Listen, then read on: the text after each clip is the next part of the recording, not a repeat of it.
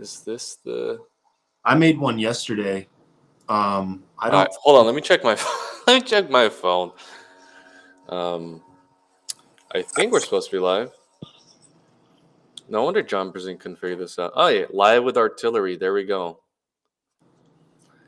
Welcome to the show. Yo. What did I call it? Trying to look at my settings. The legendary podcast featuring Armtillery. Sounds pretty cool. Hey. Sponsored by Doobie Snacks. Sponsored by, yeah, that's right. Oh man, we have so much to talk about. How excited am I today? Yeah. All right. Give me a second. Coffee's ready. Got my little Keurig. All right. No way you're just waking up for the day. Do your monologue. Okay, I got you. So we're going to talk about a bunch today. We're going to talk about what just happened May 21st, that past Saturday, with the Supermatches, the practice, who showed up, all that kind of stuff. We got a lot of potential matches to talk about. June 4th coming up, we're going to have another huge practice, more matches, and then another one following on June 18th. So we're going to cover all that. I'm going to put Ed on ice today and ask him some questions about some potential matches, see if I can get him on the table, since I know you guys all want to see that. And just kind of things to come. We have a lot of plans for arm wrestling here in Arizona and different things that we want to do. And Saturday was definitely an eye-opener to what that might be able to be. So, yeah, looking forward to it. I was just talking about basically what at least I have planned to talk about a little bit today. So nice. All right, I got a rant. I got a rant to go on, and I got some shout outs before we get into the meat and potatoes. Cool. All right, can you let me just double check if the live is live and how many people are watching and stuff like that. Do what you do. Chat overlay. All right, cool. Oh, joy. Right, so we got two people watching. Fuck yeah. All right, cool. All right. Cool. Can you see the screen on your end? Yeah. Can you see the chat as well? I can't see me very much, but I can see enough of me to where I'm not really too worried about it. Nice. All right. So first rant I got going. All right. So let's talk about arm bet, or the lack thereof arm bet. Seriously. So I got so if you're new to arm wrestling, especially Arizona arm wrestling, don't message people on arm bet because no one uses arm bet anymore. What you want to do is what I have in my profile. Just message me on Facebook. We'll add you to the group. We got a group called So Strong group chat, and that's how we just we relay information, stuff like this and stuff like that. All right. No one uses arm bet anymore. Nope. Yeah, I told this guy messaged me. He's like, can you just let me know when the practices are? I'm like, dude, I'm not your assistant. I'm not gonna just tell you. Just join. I know you don't have a Facebook. Make a Facebook. Yeah. Call it Peter Arm Wrestling or John Arm Wrestling or I made Facebook just for arm wrestling. That's all it was. A majority of us, same way, same thing. Yeah. I do not use Facebook unless it's arm wrestling purposes, to share arm wrestling videos, that kind of stuff. And what's funny is I've noticed a lot of it because I don't use it on my Instagram very much. I get views. I get like 100 views on my Instagram from my friends. And then when I post my arm wrestling stuff on Facebook, I only get arm wrestling views because everyone now knows, like, if you're going to look at my Facebook, it's going to be arm wrestling shit. You know what I mean? Well, it's like you got people like Mark Toproll, like it's obviously for arm wrestling, it's like Tito, right. AW arm wrestling, Right. All right. My rant is over. That was easy. Well, that wasn't that bad. That was not bad. All right. We got a shout out. Shout out to Miguel Ortega. Last night we did a workout. He told me about the upcoming event he's preparing for in 2 weeks. It's going to be June 5th, Sunday. It's going to be the Mexican Nationals. Oh, wow. So it's going to be the most stacked Mexican Nationals. He's going to be competing in the 198 class. He's got 10 pounds to, 198, right?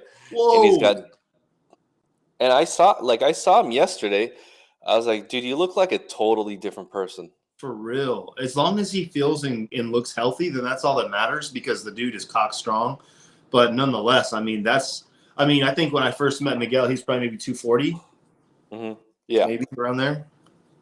Nuts. Yeah, I haven't been 198 since like freshman year or something, high school. I don't ever want to be that weight again, for sure. Yeah, so Miguel's competing. Wayne is supposed to be reffing.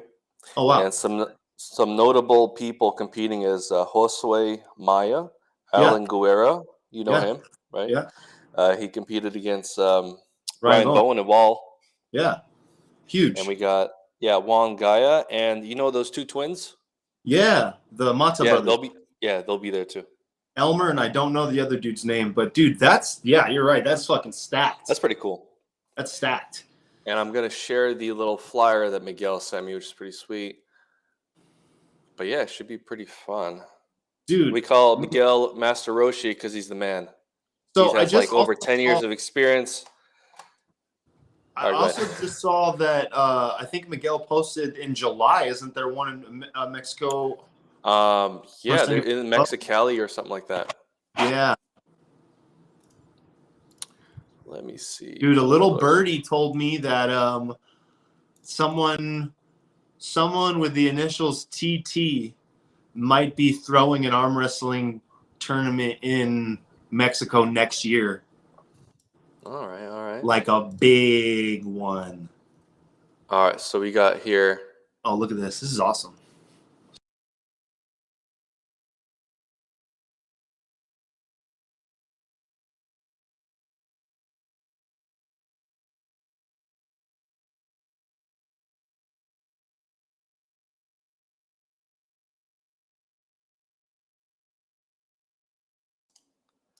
So cool. I think that's it.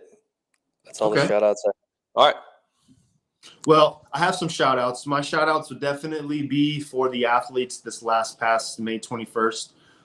Just wanted to give a big shout out to them and say thank you for showing out, coming early, taking this seriously. It was awesome. Not really what I expected. So much, but like we were talking, we'll talk about obviously how to improve and things that we can do better, or I could do better. But yeah, man, this is a ramp up like I thought it would. As soon as the first one happens, it motivates the other guys to step up, call people out. I got a bunch of messages, things I want to go over with you, gossip, a lot of stuff. So we love that gossip. We love that gossip. Everyone's like, oh man, I hate gossip. Dude, you fucking love gossip. Shut up. Yeah, that's what you're here for, motherfucker. It's the best part. All right. But yeah, definitely shout out to athletes. Shout out to everyone. Like I said last night, shout out to everyone that brought their table to make May 21st awesome, because 4 tables at a practice is pretty nice, especially for 40 people. I mean, I think a lot of people were able to touch arms, and it wasn't a huge waiting time, and there was a lot of shade, and there was drinks and food, so it worked. It all worked out how we wanted it. Yeah, I appreciate that. Yeah, dude. So where do you want to start? You want to talk? Where do I want to start? You want to talk? Let's talk about the event. Yeah. So what would be your biggest takeaway from the matches? From the matches, I think the biggest takeaway for me would be reffing. Yeah. I know being a ref, you're always the bad guy, basically. No one wants to ref because you're always the asshole and you're always wrong. Right. I just think there's like little stuff like maybe pushing your opponent off the back of the pad. Just little stuff like that we need to cover next time that weren't very clear, because I thought that was like a legit strategy, because I saw someone else do it at a tournament, but they weren't so obvious about it. Right. And that's how they won. And I thought that was like a legit thing. So now we know. Well, you do see it quite often, especially if you'll notice, like a lot of times when someone's fighting a king's move and the opponent's elbow is like right there on the corner or on the edge, and the person fighting the king's move is so caught in the middle because of the extension and where they're at, that they almost feel like that's like a legit strategy or what to do. So I have, like you said, I've seen it so many times. But did you watch my video last night? Of course I did. I mean, I think I commented on it. Yeah, you did. Oh, there you So, go. but You think I would just comment and not watch it? no, I expected you to watch. But last night I talked a little bit about the rule set on how that works and how you can pull that off, or at least how you're supposed to be able to pull that off. Oh yeah, And if you're going for a pin, right, and then you yeah, kind if of you're go going like this. towards that a pin pad in an arm wrestling move or direction, not necessarily directly towards your opponent, but towards the pin pad sideways, then yeah. Um, it's hard to tell on my angle, but it kind of doesn't look that way on the Dan and Juan match. Kind of looks like he went directly into Juan. Well, So you can kind of tell because he started screaming and he's like, Ugh. yeah, I it was a mean, very I don't passionate think. move. I mean, I don't think he knew that that wasn't a legit thing, and I didn't know. He So didn't. He it's told me whatever. afterwards when I talked to him about it. He said, "Well, I didn't know. I've seen 100 people do it before. My coach was telling me to do it. You know what I mean?" So it made sense. Like, and it was also I think that's also what made it harder on the refs. Were not that they were expecting it, but you know, it was said, and then not only that, but it was like I said before, it wasn't something that I covered in the rules meeting. I For did sure. not expect that very unique scenario to happen, but I guess it does happen, so it is something I'm going to have to cover from now on. And with that being said, so I'll get right into that. You said first takeaway would be reffing, and like I said last night, I would really like to create a small group of us that are, passionate about this Hmm. enough, that are interested in knowing the rules. Like you literally sent me a snippet of the WAF rules. You know what I mean? Like you care about the rules. You care about the difference between rigid rules versus WAF rules versus WA rules, WAL rules versus all those. So, you know, obviously we're not going to have like Tim Talmadge or Reza in our Dude, they group don't. just If you want to there pay every him 200 time. bucks, They don't have time. They're big time, which is they've fine. got better things to do. Yeah, but there could be a couple of us that we could gather, that we could trust and rely on, that we know we're not going to be biased towards a teammate or anything like that. Um, that was also something that I kind of felt like in my match. I didn't really talk about it last night, but the referee for my match was also the coach for my opponent, and so like I didn't want to show it in my match or in the match video, but in the raw footage, like we slip and he's like massaging Martin's arm. And I'm like, Oh yeah, what the hell? that's a So little I'm like, weird to come on, see, get but back I on the mean, table. yeah. So Scott, you're not allowed to ref anymore. That's the Yeah, you conclusion. suck. So You're Scott West is horrible. banned. No, that's not at all what this is.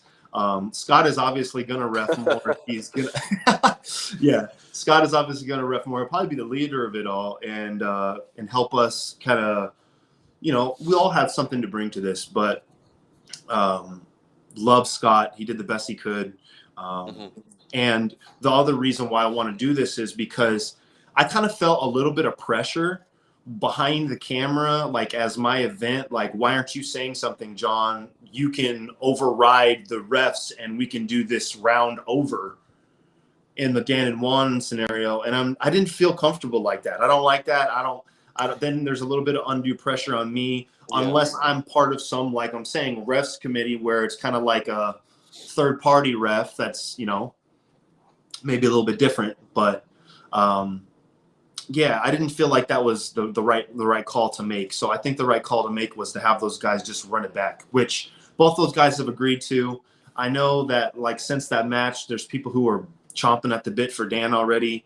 Dan is a hot commodity right now at his weight class because there's a good chance he might not be here in Arizona much too longer. So if that may be the case, then a lot of people want to try to get those super matches in with him, which I totally understand. But the right thing to do in Juan's case is to run that back and let him get at least a fair shot at that one more time. How many fouls did Dan have during that match? The So final match. I want to say that it was either no fouls on Dan, one foul on Juan, and then they committed it, which would then that shove happened, which would have put it technically 1-1 on Yeah. fouls into sudden death, which is like perfect, like what everyone wanted to see, because that would have been 1-1 on matches and then 1-1 on fouls. So it's like that match, that last round would have been sudden death and you would have found your winner right then and there. So or Dan had already had a foul, but in my recordings, Dan did not get a foul. So if I missed it, then that might be the case. But from what I understand, Juan had one foul, Dan had no fouls, and that's when the shove happened, and it was already lined up 1-1 in the matches. So Yeah, the rules are kind of complicated. Like, at the same time, you don't want to be like what Engin Terzi did during East versus West, where he was just arguing with Michael Todd, and it's like, dude, I think that's leave the him greatest alone. example. He's competing.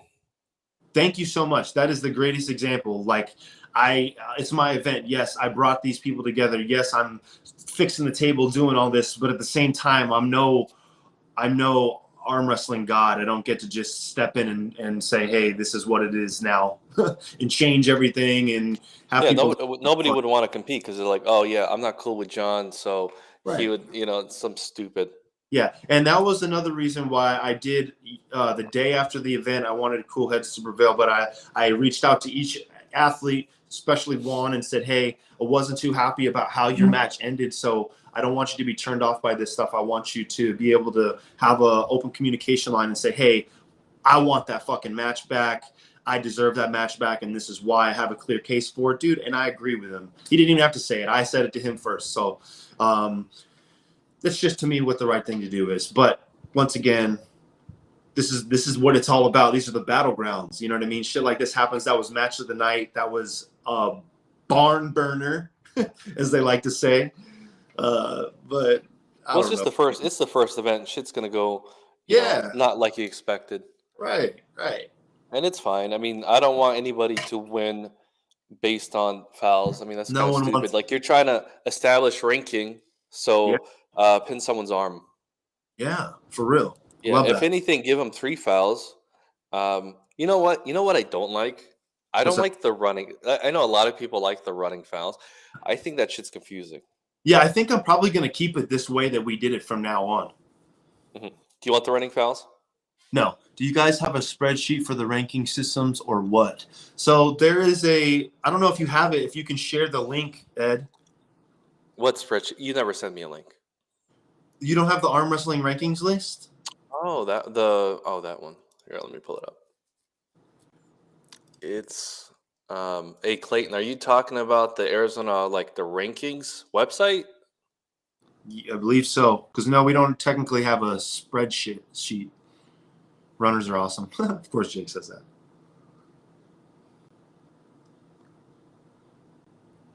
I mean, even at the King of the Table, during Coach Ray's match, I think they had running. Did they have they couldn't even keep track of the fouls? So it's It, like, how the hell are we scrubs supposed to do it? yeah, it does make it a lot of more pressure on the referee for sure. All right, let's see.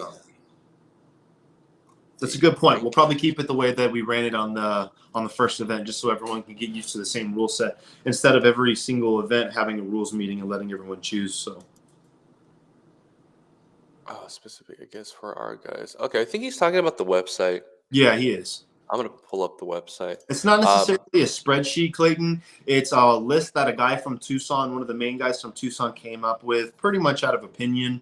And when he posted that, it was just before the Arizona State tournament. So we all kind of decided after the Arizona State tournament to, I at least kind of why I'm throwing these matches in with Ed and everything is to make some clarity as to those rankings and hopefully get them into a weight class order.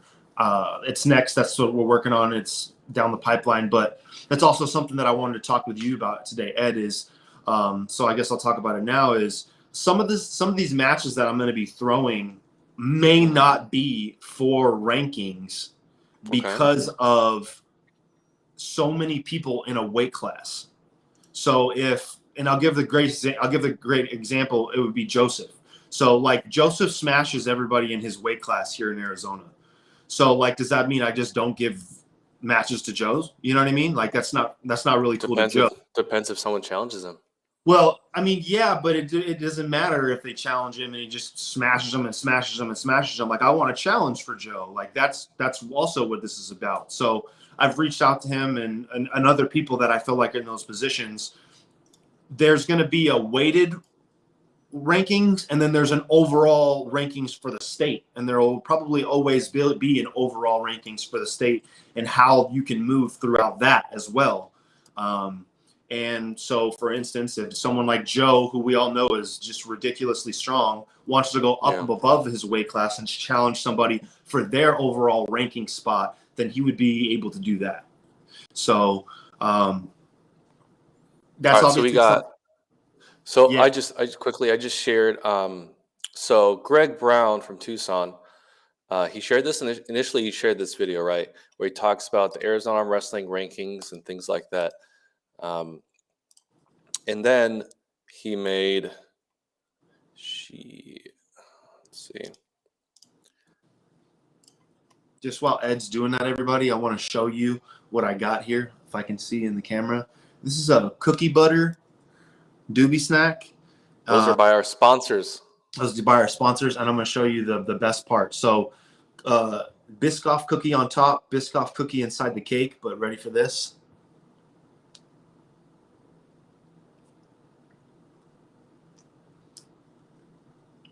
Biscoff cookie butter filled in the center. Oh, stop playing. Stop playing. You know what this would go really good with, Ed? Is your coffee.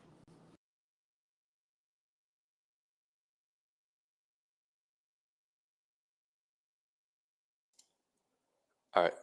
Hello. Can you hear me?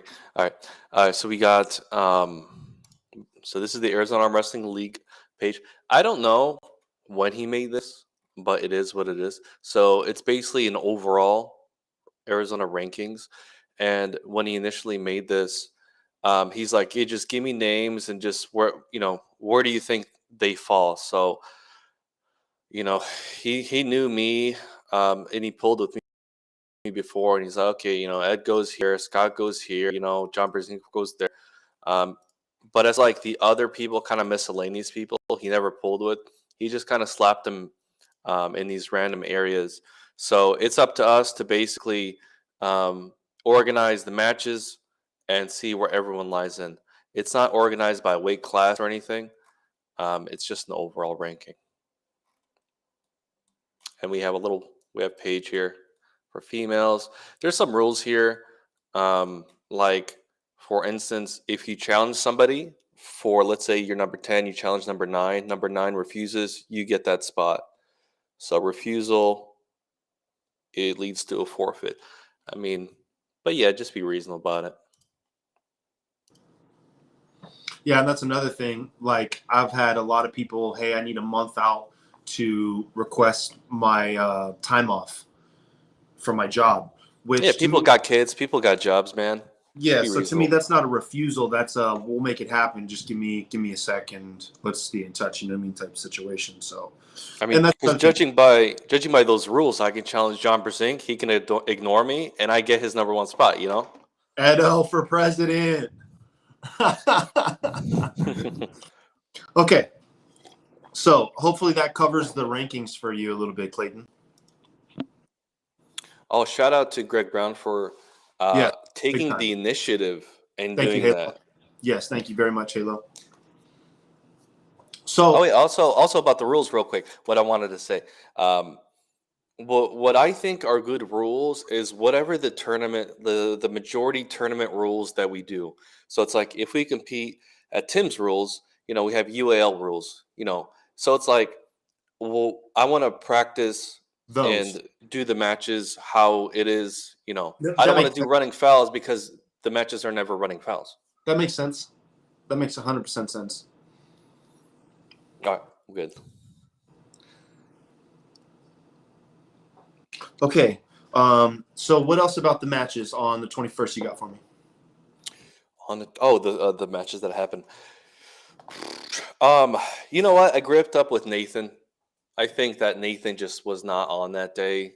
That dude is a lot stronger than that for sure. Yeah.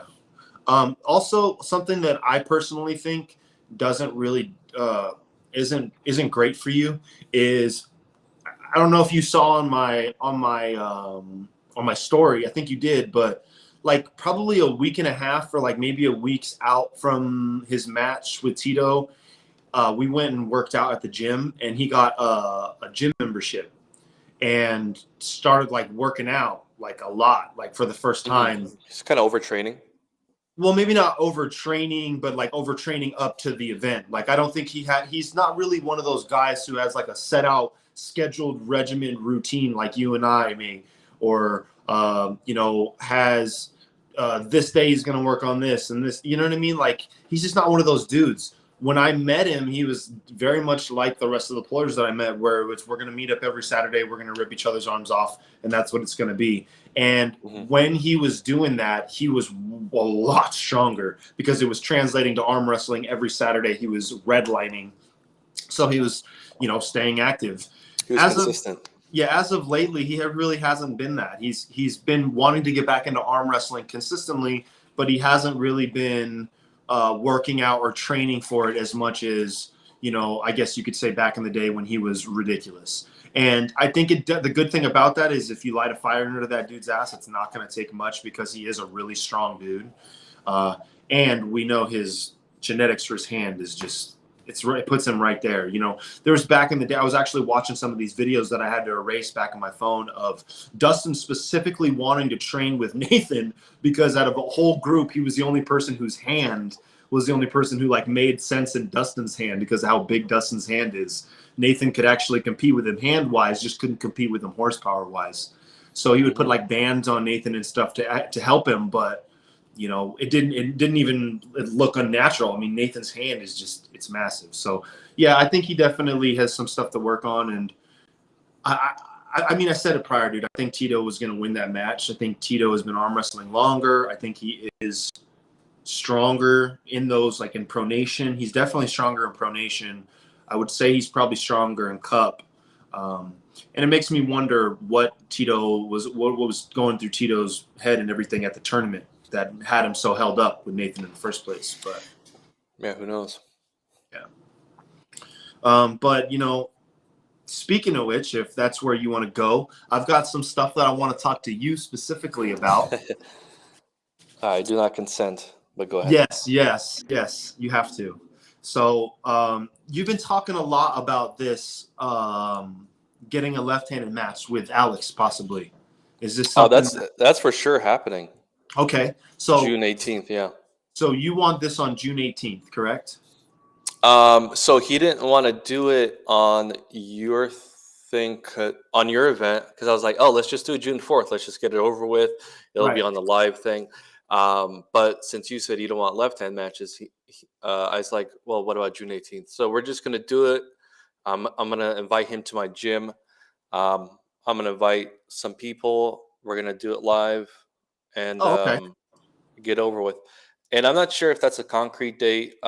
He's busy with work and stuff like that. But, I mean, I can smash him any day that he wants. You tell me this. This is exactly what I said about left-handed matches.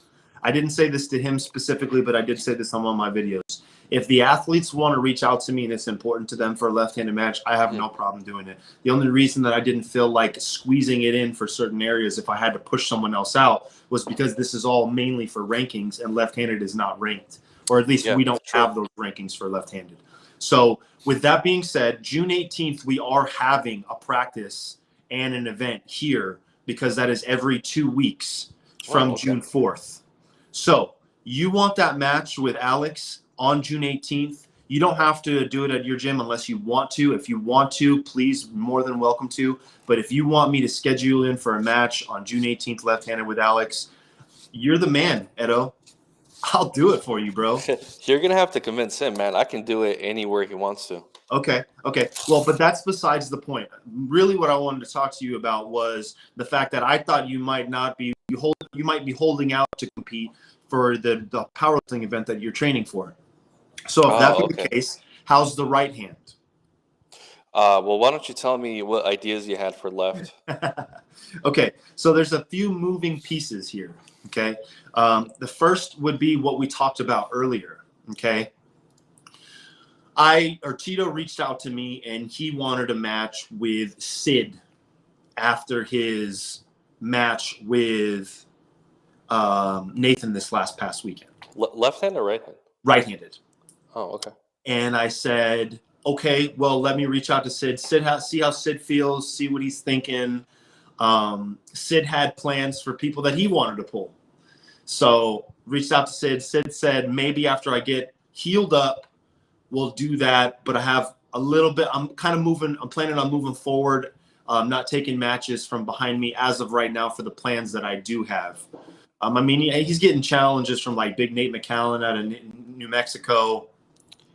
So there's a lot of moving pieces for Sid. So Sid said not right now, technically. He is also nursing his right still from Miguel. Like if you notice that May 21st, he didn't really. Yeah, they both are like semi-injured right now. Yeah, he didn't really right-handed arm wrestle much at all at this past practice. He did left-handed, but right-handed really not much, if at all, I don't think. So so we're not going to do that right now. So I wanted to get Tito another match because it seemed pretty convincing for him. He seems competitive, hungry right now, and I liked that. So I reached out to him on Monday and asked him how he would like a match with either Scott West or Leo. And I hadn't talked to either of these guys prior to asking Tito. I just kind of wanted to see where Tito was at with those guys and how he felt about that. He just gives me the thumbs up, which we all know is let's get unbanned. He's unbanned. Now you can compete. So we were thinking, that might be fun, right? So what I haven't really taught. So I hope these guys are watching or do get a chance to watch this video. I know Scott West is probably watching. But the idea is to get Tito versus Leo for either June 4th or June 18th. I believe Leo's planning on coming down June 4th, is he not? He messaged me and he's saying that he might bring a couple Tucson guys. Right, and some of the Tucson guys are already on the June 4th card. So I need to convince Leo and Tito, but it could work out really well to those guys getting a match on June 4th. That's a good match. The only possible mess up with that is Tito's job / if Tito's going with Miguel to the Mexican Nationals. Oh yeah, that's right. June. Because if he's going to the Mexican Nationals, it's June 5th, which is like the next day. He's probably not going to have an arm wrestling match prior to that, would be my guess. So need to reach out to Tito, need to talk to him still about that. But that would be the idea. And what I wanted to do was I wanted to do the winner of that match get Scott West. Ooh, okay. Okay. How do you like that? What do you think about that? I like it. I want to see Scott West in action. Okay, well, I feel like he's always say that. He's always taking it easy on me during practice. I know he is. Well, he's got a lot more horsepower. He might not like this very much, but he wants a match with you as well. Oh, you know what? It's funny. During your event, he said, I'm like, do you have any matches coming up, or do you want, like, are you interested in any matches? He said, I do want a match with somebody that's here. I'm like, oh, who is it? He's like, oh, I can't tell you. I'm like, well, is it me? He's like, I'm not going to tell you. So I would say that you're probably the most hot commodity as far as arm wrestling goes right now. Shout out to Ed.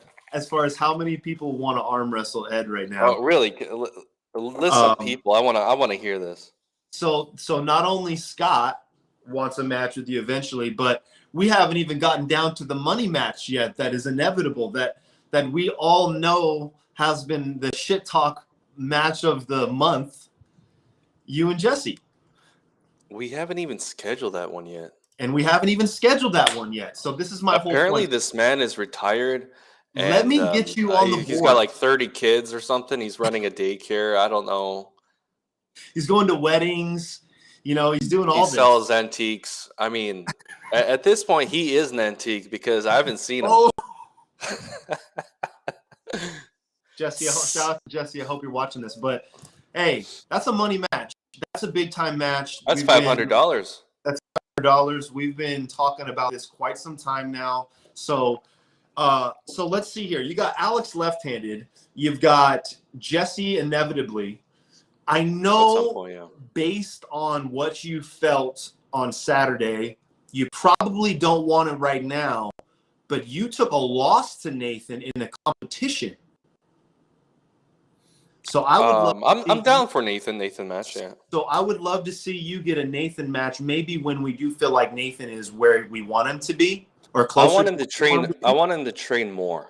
Exactly my point. I don't want to see you arm wrestle him right now if you feel like you're dogging him at the practice and you feel like he's stronger than that. So let's maybe work Nathan up, get him back competitive, and I talked to him a little bit about maybe getting you a potential match after one of these happens. That might be something like a redemption match for you.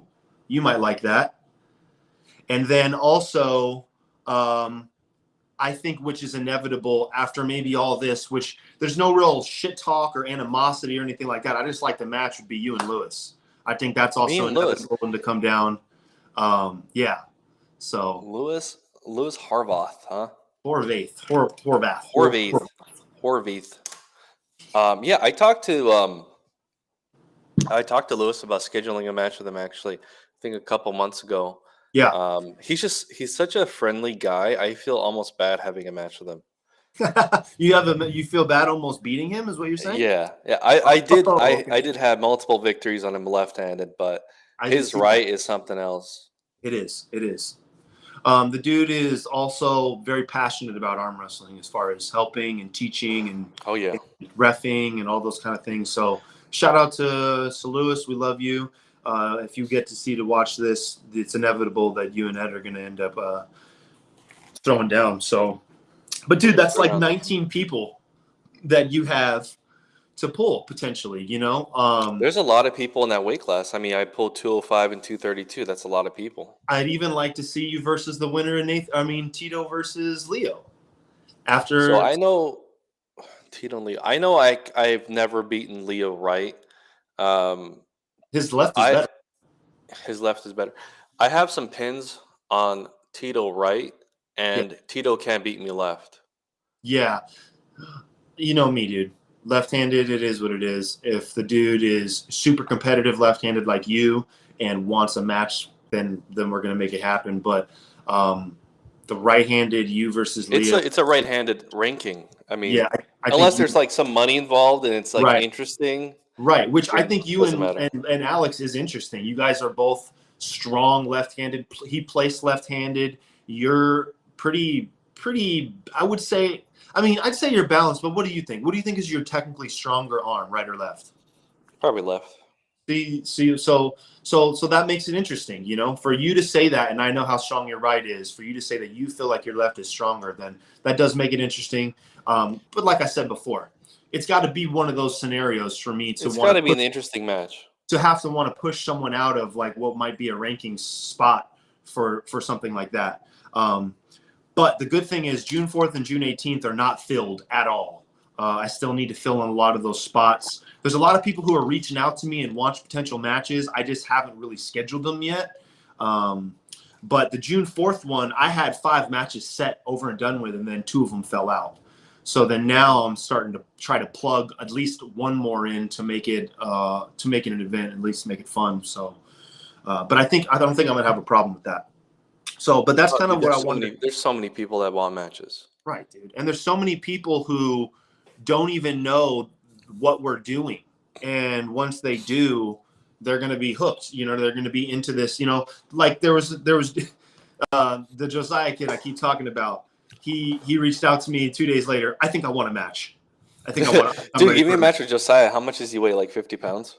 Yeah, seriously. And then not only that, but he's arm wrestled one time in his entire life, which was on Saturday, and he's ready for I'm ready. He's like, I'm ready. Yeah. So him and his older brother, they're awesome. They're natural talents for the sport based on how fucking huge their hand is. Their hand's way bigger than mine. Mm-hmm. And both just beating sweat, just dying as they're trying to like arm wrestle everybody they can. I think it's you have footage of him arm wrestling Julius. I was like, dude, why is he arm wrestling Julius? Yes. And Julius is like yes. this, like, and he'll think that he's actually like kind of weak. I'm like, dude, you have no idea. Yeah, dude, the levels in this, right? So there's a few things that I had questions about that I want to kind of like put in the works and see what you think about how they might work or whatever. But yeah, One of the things that I want to do is I really want to exploit and show and get Paige's name out there as just the strongest fucking lady in Arizona arm wrestling. And not only in Arizona, but I mean, ranked nationally, ranked. I don't know if she's ranked in the world just based on, I don't really look at females world rankings, but It's also like not really easily accessible, those rankings. right. And she is someone who realistically, in my opinion, has been arm wrestling just about around barely a little bit longer than me. So still like very novice or amateur in the setup, in the way of technique and things like that. Every time I talk to her, she's I don't know, you tell me or you help me or that kind of thing. I think she's shy because I know she's very knowledgeable about the sport. I know she studies the sport. I know she watches things, YouTube, training videos, all that kind of stuff. But what I kind of want to do is I was thinking, how would you think we could do it where we could put it together like a newbie, or maybe, I don't know if we can do just a girls' night, but like a women's arm wrestling night where maybe not it's matches, but it's kind of like, hey, bring your girlfriend or talk to your girls, or like really promote it in the women's fitness classes or something like that for like a month or two, and then try to throw some type of like women's arm wrestling group. Because what I don't know if this is the vibe that you get, but what I see a lot is these practices, wives will come to these practices and they'll get on a table and they'll try it and they're like, oh, this is fun or whatever, but they have like one other chick to hook up with on the table, and then that's it. And then their arm wrestling experience is over. You know what I mean? And a lot of them like it, but a lot of them maybe don't have, access to the passion like we do with 40, 30 plus dudes all year round that take this all very seriously and stuff. So maybe if girls in the Valley knew that there was an arm wrestling champion that happens to live in their backyard, and there is interest amongst the sport, we could do something like that. Because you know me, dude, I'm all about bringing as many new people and awareness to the sport as I can. And I don't know, just an idea. What do you think? I think I think that when people take their significant others, the significant other is they're just trying to be supportive. They're like, this guy, it's like I'll tell my fiance, I was like, dude, like, don't come. I know you're not gonna like it. It's not your thing. Like, I don't want to like have you just stand there. I think they're just being supportive. I don't know. I think Paige needs a match with a man, because there's so few females that are competitive anyway. If she wants to find a match from another state and they can set it up, cool. But I think, just like the other woman, they practice with men. Right. So, You have to. It's the more accessible arms, unfortunately. And that's kind of my whole point, is it bugs me. I go to the fucking gym, dude, and I see so many just girls fucking just bigger than me, just like, you know what I mean? And I'm just like, well, I've talked to at least 5 of them. Some of them 120 pounds, some of them bigger than me, some of them, whatever. And every single one of them, no, I'm not training for anything. And they're like, oh yeah, I'll research it or I'll look it up, and then they never talk to me, or I never talk to them again. I have a feeling a lot of them think I'm hitting on them. That's probably because this weird guy is coming up to them and talking about fucking arm wrestling. Yeah, I try to make it as like non-creepy and weird as possible. You know what I mean? If anything dries up the juices, it's going to be that. But like if you show a girl like that Lee Aaron video from the April 23rd, I mean, that if there's nothing more motivating that what a woman can do than that. I mean, sit there pinning 3 165ers with ease. That hit is nasty. So I don't know. It was a thought. I want to do things like that. I wanted to do a newbie night. I have plans on doing a newbie night where it's really just going to be the guys who are like 6 months and under, and they can all kind of feel each other out and kill each other safely, and we can see maybe out of those guys who we can start to get matches with, because it's really hard to say, this newbie we're going to put up against this newbie when you don't know who's where and what. And so kind of the vibe, and then what I told them is, go through a couple practice sessions, go through a few training sessions first, and see where your strengths are, how you feel in this. Get sore a few times, watch a little bit more in depth in person the matches that we have, and then we'll eventually get you one in due time. But there's no rush. There's no rush to this when you're just starting. You know what I mean? I got two thoughts on this. Okay. One for the people who are having some experience, like let's say like a Robert, right? Rad Rob. Yeah. I was telling him, I think one thing that you need to work on is just more match experience, Right. And I was gonna tell him Wednesday. I was like, when I'm in a match with you, like this is what I'm thinking about. Like I'm thinking about the grip, and I'm like, I have a great grip on you, like advantageous grip, and I feel like I'm in control, and I'm gonna start in that way. Like I'm not gonna start in a disadvantaged position, but he Right. doesn't know that. So Correct. Rad Rob needs some matches. I mean, a lot of the newer guys, maybe 1 year plus, need matches. I know they're a little bit shy, but that's how you get good. Mr. John Bellac needs some matches. I Mr. mean, if I'm Python honest, John. like that's where I fucked up with the Martin matches. I went back to the old arm wrestling style of me where I'm more of like a catching arm wrestler. I'm not thinking so much about a high hand and how important it is. I knew he was stronger than the straps in me, so I would have had to do everything, cheat as much as I could to get every advantage in that strap as possible to win that match. And I was not thinking about doing that. You had other things on your mind.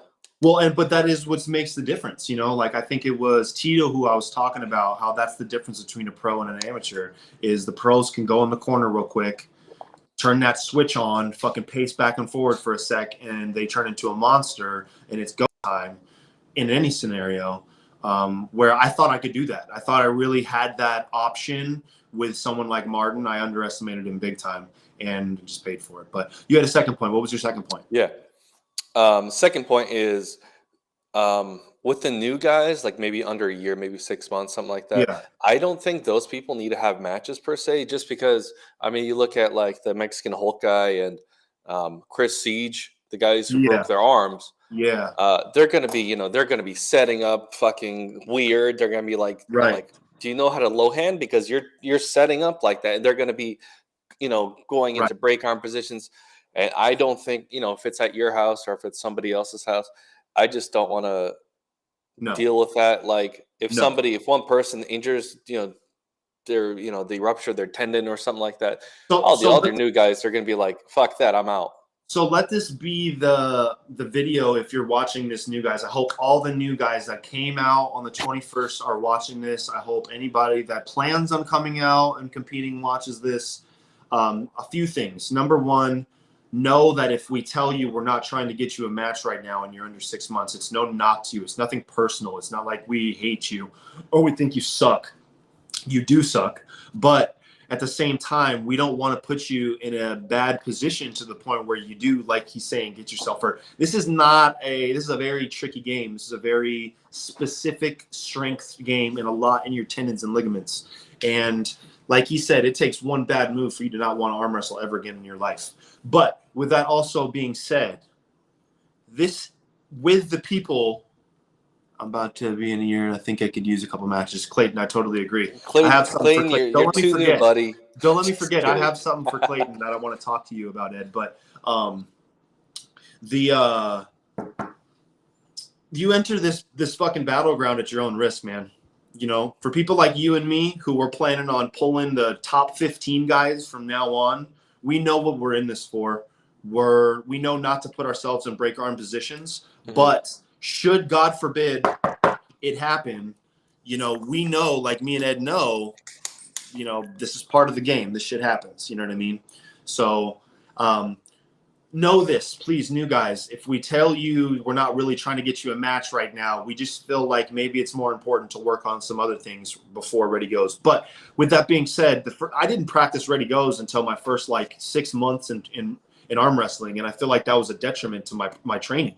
Yeah, not that you get really used to slow pulling, and at Ready Go, you're just going to be like trying to catch every single time. Yeah. So if you're going to do Ready Goes, you would definitely want to practice Ready Goes controlled with someone who knows what the fuck they're doing and maybe someone who's around your strength that you guys are not gonna, kill each other. You have someone that can help you guys with what you would do. But like Ed said, I really wouldn't worry about that kind of stuff in your first few months of training. Yeah. So One thing that I say, like, when I went to my first tournament, right? Maybe I was, I don't know, 6 months in or something like that. yeah, It was a UAL tournament, and when you go up there and you're you talk about new, the mind tournament. um, yeah, Yeah. Okay. Okay. yeah. Oh, I got the little medal right here, Oh, let's see it. He dude. looked directly at the medal. I've got my little medal stash right here. All right, check this out, dude. Check Yes, out, sir. this shit is so heavy. This is not a this is a bronze, but I mean, this shit's legit. Anyway, what I was That's gonna sick. say is you're operating on instincts, right? It's like when you I mean, I don't like get into fights and stuff, but it's like, let's say you were to get into a fight, you're not really thinking, you're instinctual. So Absolutely. it's like a lot of people do like MMA and stuff. It's, that once you pound some basic foundational stuff into your noggin, you can apply it because it becomes instinctual. Muscle So memory. if you, yeah, muscle memory, right? So if you're on go and you're here, you're gonna want to go here because you don't know what the fuck you're doing, and then you're gonna break your fucking arm. You just looked like you were going to break your arm against your Yeah, imaginary opponent just just now. break my arm on. Like your imaginary opponent was like Sid, Yeah. and I was like, oh, don't do that. Oh, one Um, thing I want to talk about though, uh, chemo versus Sid. What do you think about that? I like it. I have a feeling that Sid has a tiny bit too much horsepower for Oh, I think chemo. so too. But I think that if we like motivate the shit out of chemo in some way or another, that's inevitable because that's another mammoth fight to happen. But before we say anything, Clayton, okay, the match with him that I have planned All that right. I already have it in the works. Yeah, Do Clayton. you know a guy named Andrew Gorzinski? Are you talking about me or Clayton? You Shit. Give me a minute. I can Facebook him. you you Andrew you know who he is, and Gorsons. you've probably I even gotta look at the trained name. him. Oh, we got one mutual friend. Oh, Joseph's friend. Oh yeah, dude, that guy fucks. Tell me that's not the battle of the hands right there. That's pretty good. He's good. Around the same weight, Hmm. not far off from the same height, both under a year or just about at a year, Hmm. and both super fucking legit strong hands. Both hands are just ridiculous. All right, so we're talking about this man with a fish here. He's on the young side. I think he's about like 19 years old. He is, and getting stronger. I mean, the dude's one of those naturals of the sport with how big his hand is. I believe, is a rock climber, and I mean, look at these fingers. I mean, that's a big ass hand.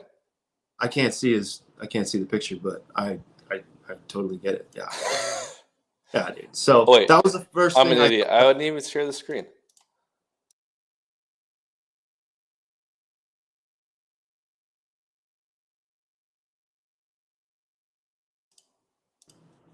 All right, do you see the picture?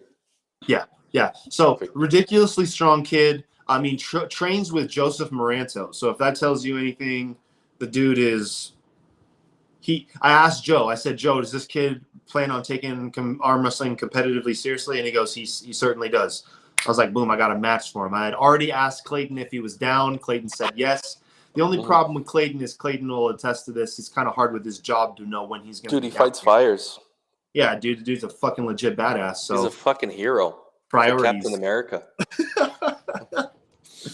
But I'm glad that you're in the chat, Clayton, and we're able to talk about that because with that, I do want to go over the June 4th matches. Okay. So June 4th, we have for sure happening Matthew Bustamante versus Colin Hart. I don't know if you're familiar with Colin. Colin was at this last practice just May 21st. Yeah. Someone who has been arm wrestling quite some time amongst different groups, but you don't really ever see him on the consistent base. You know what I mean? He kind of shows up every so here and there. I've had a match with Colin before. He's a very strong dude. Got a lot of side pressure. Looks like he benches every day of his life. He's a big guy. he's a big dude. This is going to be definitely a battle of the big dudes because although Colin is a big dude, Matthew weighs more than him. So this is going to be a big boy match for sure. Definitely would be my guess a top roll match, and probably going in the straps would be my guess. 100%. If Colin top rolls, Damn rock climbers. Bustamante has this thing where he'll go like this, he'll flare these out, and then he slips every time, which sucks for him because he's terrible in the straps, and he'll tell you that. Yeah, dude. If I'm being honest with you, I kind of feel like the same way. So Bustamante, get better in the straps. But you already knew I'm all in though. I'm getting back into it. Finally have some time to get back into training. Yes, sir, Clayton. That's what we want to see, brother. We want to see people taking it seriously. Okay, so then besides that, we did have a few other Tucson matches.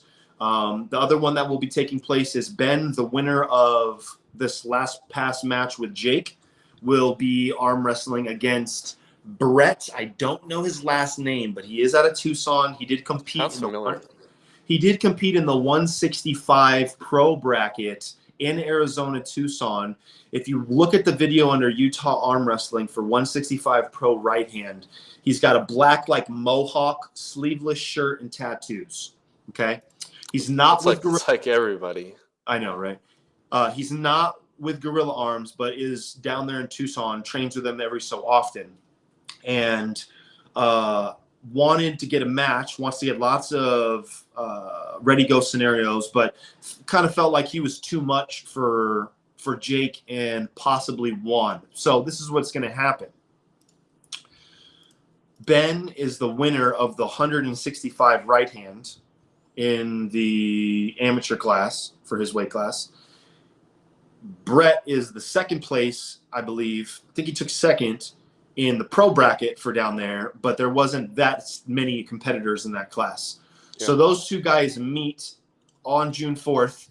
But here's the caveat, I guess you could say. Ben on the 21st ripped the skin off of his elbow from the tables and is not 100% sure that he's going to be healed in time for June 4th to make that match. So what I told him is the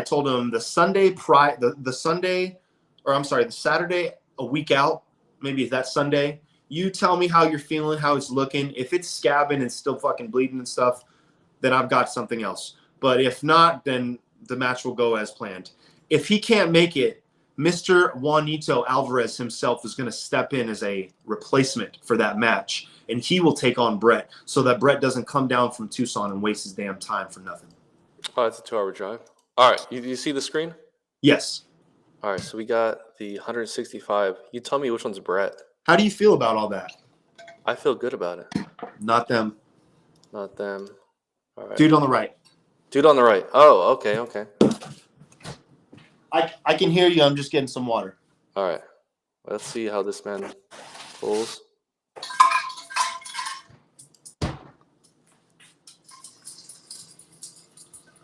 Oh, look at that tattoo. Wow.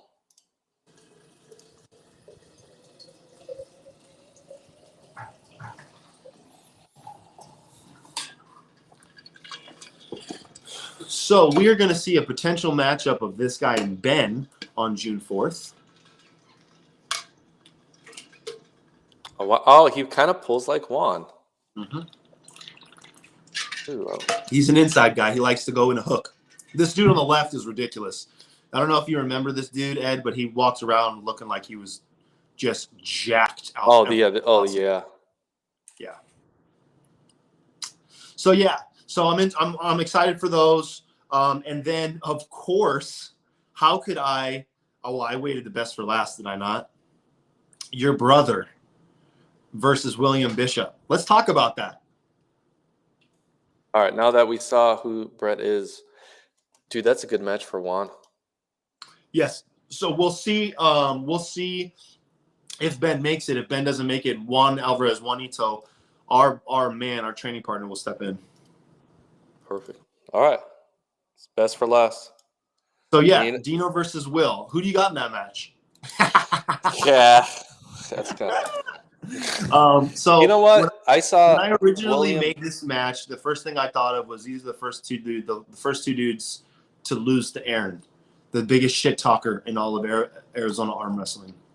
So I figured, let's put them together. Now, in my opinion, William trains mainly with me. There's no bigger fan for William, but I will say he is the underdog in this match. I will say he has the shorter, the shorter. I don't know how to say, but like he's been training, I think, around the same time as Dino, but I think not as seriously in the same time span as Dino. I think Dino, having you and seeing kind of the progression that you've made, has been able to elevate Dino quicker than most amateurs or most newbies, because from what I've felt lately with Dino is getting stronger and getting stronger for sure. And with a lot of you guys, like I've said it before, man, a lot of you guys that have strength backgrounds or strong humans just in general, there's just going to be a time when it just clicks for you and everything gets put together and then For sure, there, yeah. you know what I mean? So I definitely think you're pretty much getting there as far as making that connection to where it's really starting to everything come together for a strong human. And so I definitely think Dino has a little bit of the upper hand, but I love the tests that we're giving for these young guys, and they're in the same weight class. They're not off far from experience. William is so fucking fired up, so jacked up. He wants to learn every different type of arm wrestling move possible before his match with Dino, so that he can try every single one of them on Dino. And I'm like, Man, he's all chill. over the place, man. That's what I don't like about him. I'm like, chill, bring it down. Just make it simple. Simplify it. Look at one thing. Really focus on it. Make sure that is going to work, and make it dead strong and go there. If it doesn't, that's when you can worry about your plan B. But the thought that you have to try so many different things is, to me, somewhat of a like, what if I lose? Like a doubt from the beginning. You know what I mean? Like, I need to be ready to be able to do all these different things if I don't win. You know what I mean? So the dude is super passionate. I love his heart and drive. I think he's got potential in this game because of how hard he works, and because, like me, he's a nerd in this. He follows it, watches it. He's got an Arm Wars shirt. Oh, by the way, I don't know if you noticed, but There you go. go follow Armtillery, everybody. So, question for you. So, how often does Bishop train? Like in the well, gym or maybe arm wrestling stuff? that's kind of my whole point, is really seriously only as of recently, maybe in the last few months, maybe 2-3 months, really seriously.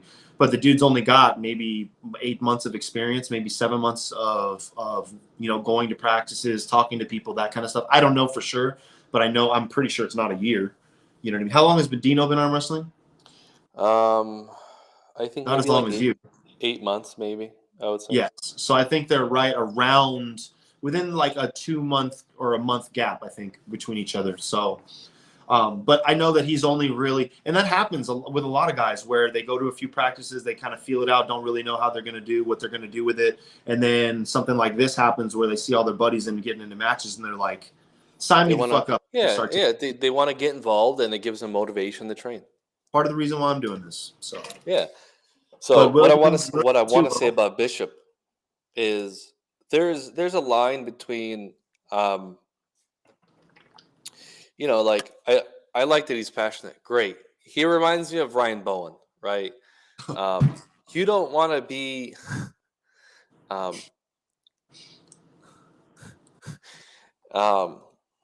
you don't want to be delusional. That's what I want to say. You don't want to be delusional with arm wrestling, because you will lose. I mean, you're like, you won't break your arm, but like you'll just fucking lose. So comparing him to Dino, because I know what Dino does because he's my brother. So he's in the gym basically every day for 3 hours. I'm in the gym every day for around 3 hours too, but he does like sometimes twice a day. I would say it's overtraining, but when you compare that, when you compare that to, hey, I'm just kind of like doing stuff in my room, I don't know. You just gotta like evaluate yourself and just be like, I don't know. Like, do I want a match? Am I doing this for fun? Yeah. Well, I think that's kind of what the Aaron match did for William. Kind of made him realize, I think I was supposed to beat that guy, or I think I could have beat that guy, and I lost to him terribly. So I now want to start taking this seriously, and I want to be good at this. You know what I mean? But geez, you make me. The way you talk about Nino makes me want to ramp up my fucking training. Jesus Christ! I tell him all the time, like, you're training too much, and I don't know if the way I'm training is like good or perfect for me, but it's been working so far. Yeah, I was lucky enough to, when I first started, um, I basically, like, I would talk to Miguel and Wayne from the beginning because I know yeah, they're one of the best people to talk to, yeah. and I would say, what do you do? How should I train and stuff like that. And I trained with Miguel yesterday, and Miguel will be here Wednesday, and I'll be training with Miguel again because he's training for the Mexican Nationals, and I'll Tomorrow? actually tomorrow, yeah, tomorrow at 6:30. Everyone else will come at 7 p.m. I'll be live streaming our practice and training, so this is going to be a great opportunity for everyone to see. Kind of, we got a guy, we got 10 years in. He's training for a competition. He'll be showing us how to do stuff, and I'll have the tripod set up, and you can kind of see how to train and stuff like that, like some movements. Um, like when I look at what William Bishop posted as far as his video and what he was doing, I know he was probably like messing around, but that's not even how you do that exercise. You know? Drunk. Yeah. Um, like yesterday, Miguel was like, "Oh, you do that like this?" He's like, "That's not how you do it." So it's like it's that little stuff, like, "Oh, don't grip it like this, grip it like this," and it's just that little stuff. You got someone with 10 years of experience, and that's really what you need. Right. Just So so you everyone's have to, aware. you Just so gotta everyone, like. go ahead. I was gonna say, when you're new, you have to go out of your way to get better. I think that's like Absolutely. really the biggest thing because like I Get out had of your to. comfort. Yeah, like once a week, I drove over an hour to the West Side Arms practice because I know that's what's going to get me good. And I think a lot of these new people, I don't see that. I don't see that them doing that. You know, it's funny you say that. I got a couple points just so everyone knows in the chat. Ed does not love me enough to invite me to those special practices. What the fuck? I didn't know that you guys were having a practice, asshole. Hey, you're welcome. Also, it's funny that you say that because that was something that I wanted to ask you on this chat was what for the new guys that are watching this. What do you feel like if maybe like was there ever a time that you maybe felt like you plateaued a little bit, or maybe not plateaued, but what was maybe something that you did that you felt like that changed your training for the better now that you've been in this for almost just going on 2 years? Obviously we all kind of hit this spot sometimes where we don't feel like we're getting anywhere, and some it happens in the first 2 years, some it doesn't. But I kind of wanted to ask you, since it kind of seems like within the last, I would say definitely 4 months, you've kind of taken this step up, you know what I mean? So I'm wondering, did something change specifically for you that you noticed, or was it, as simple as that? I think my biggest, like, I'm way better in a match. Like for me, I think a lot of people fail to realize that in practice I suck. I kind of suck in practice. But in the match, I'm really good because I'm really good um, in setups, applying a lot of the little micro movement stuff, like where to Right, position my hip or where to position my leg, right. and I attribute that to pulling 3 times a week. So. Um, I'll invite, I invited you to the gym. Yeah. Well, Um and I'll invite I invited other people. So like let's say I'll invite, Robert, right? It's like, "Hey Robert, I know you're good in this," or like, "Hey, I know someone else is good in his. I want to kind of practice something different." right. So I think everyone should get together with some people, some buddies or whatever, not the same people, different people. I And totally. everyone needs to, like, if you go to, let's say if you go to let's say you're with West Side Arms, right? You're me or you're with Juan. Go to other people's practices. Go to Scott West's practice. Right, right. Scott West is great. You get to train with Sid, Scott, Lewis, Martin, those guys. Grip up with those guys. Like they might know a little bit something that other people don't know, or maybe they'll say something in a particular way that might, that might make you like understand something Totally. that So maybe Miguel doesn't really can phrase it in the way you can understand. it's the reason why I love that practice on Saturday where you had all those different minds under one roof. You know what I mean? So there was so much knowledge in one place. Eric Wolf was here. Dustin Allen was here. You know what I mean? There's so many different minds here. So definitely, I totally agree. And that's kind of the point of why I wanted to do practices every 2 weeks. Whereas in the ones in between, I wanted the opportunity for these other people to throw practices and people to go to those practices. Yeah. I don't expect you to go to every single one of my practices, but if you do, then know that they'll be huge, and that's awesome. But regardless, it will always be there, and there's a space for that. But there's also space like for what you're, and there's always, and there needs to be time scheduled, like you're saying, for these personal training sessions. You and a buddy gets together, you and Miguel get together, whatever it may be. Put yourself in hooks. If you're a top roller, put yourself in a top rolling position. If you're a hooker, those kind of things. So absolutely, man.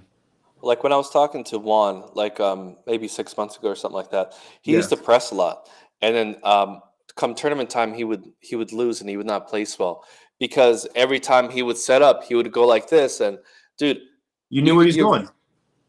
the other guy, if he's not half retarded, he'll know what you're doing, you know. You know where you're going. So during training, don't do that. Like, Right. don't press. You know, you got that in your back pocket. Practice your top roll. Practice your hook. And I think people become too comfortable with what they know, and your ass needs to do something else. Because if you're not winning, then you need to change something. I think you're right. I think that like you said, kind of originally, putting yourself in an uncomfortable position or getting out of your comfort zone is very important. So I guess that would answer my question. I guess putting yourself in outside your comfort zone and training with stronger guys, maybe definitely, like you said, training 3 times a week, specifically to arm wrestling. Is that on the table 3 times a week, or is that like pulleys and that kind of stuff too? So it's so every single day I'll do minus maybe once a week. I'll get into the gym. Everything's on table. So I'll set up my table with the pulley system, and then I'll have kind of like a wrist wrench or something like that, and then I'll practice my movement. I'll do So you're saying every day?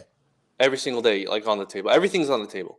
Got it. So I'll build up. It's kind of like ghost arm wrestling with resistance. So I'll build up that movement, and then one day I'll do pronation. Next day I'll do hook training, things like that.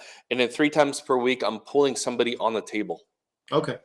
And so it's like, let's say me and Wasim, because he's my training partner, we'll be across from each other, and then we'll be like, we'll practice the motion. Like, right. You top roll me, I'll top roll. We'll practice slipping, stuff like that. We'll go maybe 20%. Right. Sometimes maybe 40%. So I hope people are watching this video pay attention to this. I know that's not a lot of people are not doing that. I know for a fact a lot of people. I'm not doing that. I definitely don't do movement every day, but I don't know. Everyone's different. To me, I feel like I'm in a different phase right now. There was a time where I was doing that with bands every single day, but I was earlier on, and now I feel like I'm so much more focused on strength building than movement and technique, that I'm in a different phase where I'm working out 6 days a week. I never was that way.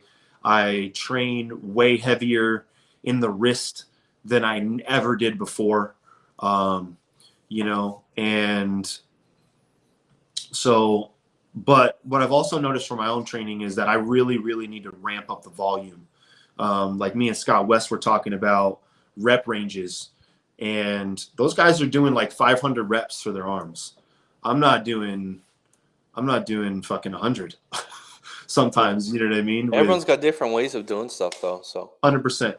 I don't know if that would translate to me. My thing is I have really long arms because I'm a tall guy. So my arms are strong, don't get me wrong. They just don't put on weight very easily. And I feel like weight in your arm gives you kind of that solidity to the pad to not move so much. What do we got here? Do you think working out shoulders helps or just arms matters? I think shoulder rehab more than anything is super important. Maybe not like lifting heavy weights, but I definitely think that your shoulders take a huge beating in this, but kind of more like specific shoulder tendon ligaments rather than like main shoulder muscles, so much. And really, for me, the front delt, because of coming across, like to set up. And then when I get hit this way, to me, I feel it from your humerus all the way up into your rear delt back here. So to me, your rear delt, the stronger you can get your rear delt, you see these dudes with these massive boulders back here, usually have a stronger catch if they're relying on this this strength here, you know. So definitely, I think shoulders translate. What do you think? I just wrote in the chat. So I think stuff like rehab stuff for shoulders. I mean, I don't know how much shoulder pressing helps arm wrestling. Yeah, Um, so I don't see like jumpers. I mean, people are like, people sometimes say like, oh, I don't see John Brzenk doing it. It's like, well, that's like saying, well, I don't see Michael Jordan doing it. It's they are genetically so gifted that they don't have to do these things. yeah. I really It's don't like, think you should look to John for training advice. It's just me. yeah, I maybe a good person to look at is maybe Todd Hutchings because in maybe he wasn't the most gifted compared Started at to some 35. people. Yeah, he started at 35, exactly. So it's not like he was John Brzenk, where he started as a toddler arm wrestling his dad, and his brother did it. You know, your ass is not John Brzenk, and you don't. You know, Right. your Started family like doesn't arm wrestle. John Brzezink's family owned a bowling alley. So from the time he was like Yeah, he's 4, freaking rolling those balls. he had a a ball in his hand. You know, can you imagine what strength that probably builds in your hand and wrist just holding a bowling ball from the time you're Yeah, 5 to 13? So but I don't know. I don't really do a whole lot of shoulders. I just do lighter weights. Um, see, I do because I had a shoulder injury. So to like, in order to yeah, build that back up, to get to where I feel like I need for my weight class, listen, the 205 dudes are no fucking slouches. They are some strong humans. they're So I quick. definitely needed more strength in my shoulder, but it was for rehab purposes. It's not like I feel like that's directly going to translate, like Ed said, to getting stronger in the arm wrestling table. So Like I'm not an expert or anything, but as far as arm movements, I think like if you were to, I'm assuming this like hot shoot guy is also kind of newer. right, Um, if you mimic, like let's say you have a table, you know, mimic like something like this where you're like engaging your riser, or let's say you have a pen stack and you're kind of going like this with it. But like just like curling and stuff like that, like don't do that. Don't do like isolation exercises to grow muscle. Don't do that. Like chest flies are good because they work your like elbows for like side pressure. But yeah. give it all. Give all your secrets away, bro. Let's hear it. Shoot, man, you don't want these other secrets. I need them all, bro. I need to come train with you guys tomorrow. No, but seriously, I think the best thing that's ever happened to me is joining the gym that I'm at and having access to training partners. So when you're good, people want to train with you. I mean, simple as that. Um, I wish I was good. yeah, be friendly with people. Be friendly with people. Like, hey man, like I'm friendly with you. I invite you to the gym. We work out. You know, you can't be like some people. You can't be like isolationist where you're just doing your own thing. It's like you got to have some feedback from someone Right. else. Right. And like if I'm doing, let's say I have this thought in my head where I want to, like, I have, how do I engage the bottom part of a strap? Well, I can, like, hey, you come over here, let me put the strap on us. And I'm like, oh, okay, that's it. If I put this a little bit lower, it makes this part thicker and I can go like this more. Like, Connection. okay, that's the best. Absolutely. You can't go to fucking EOS Fitness or LA Fitness, they'll kick you out. I call that target training. Target training.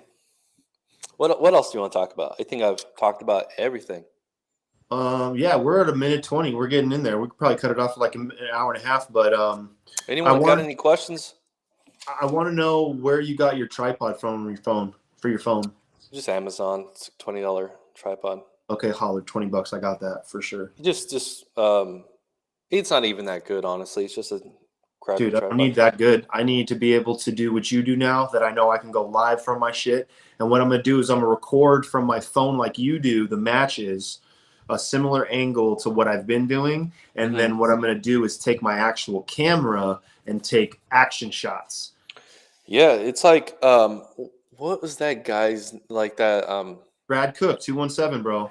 yeah, 2-1 yeah, I think that's The it. man. Yeah, he He's the has man. the really good like really good angles and stuff Yeah. like that. He has like the action shots and I was watching my old videos from back in the day. The quality of my camera is dope. It's good camera quality camera. I just need the lighting and I need to be able to do the settings like handheld while I'm there. And while I'm focused on recording a match, I can't be doing that. So mhm. um, yeah, I definitely think I want to try that in the next time as far as changing different things. I want to record the after pulls with my camera, get some action shots with that.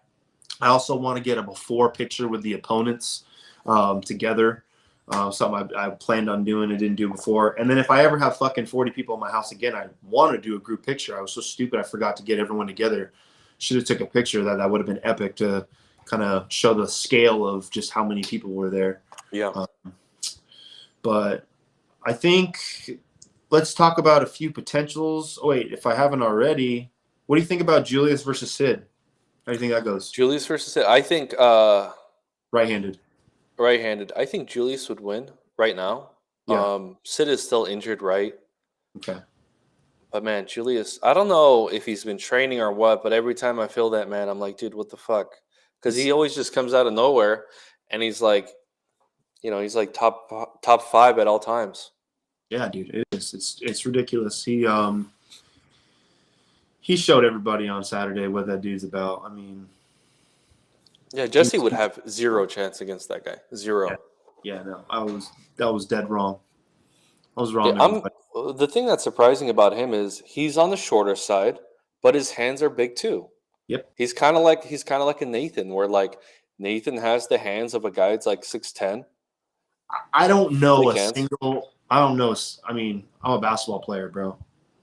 I don't know a single black dude that doesn't have a massive hand. Like a massive hand. You know what I mean? You could be this tall and your probably hand's probably still It's fucking true. huge. So I think we talked about all the potentials actually that I wanted to cover. I got to reach out to a few people as far as Leo and Tito and see how we can get that going. But June 4th, we're definitely going to have one. Definitely looking forward to that. And then June 18th, we're going to have another one. July 2nd, we're going to have one at Aaron's.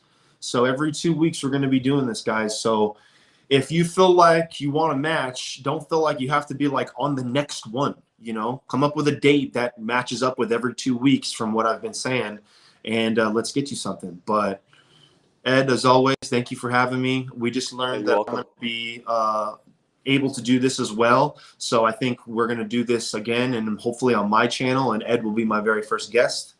I have plans of doing this with people like Big Mark out of Texas and Paige from Arizona here, the best women's arm wrestler, and all types of people here that I want you guys to get to know their names and what they're about and spread the love.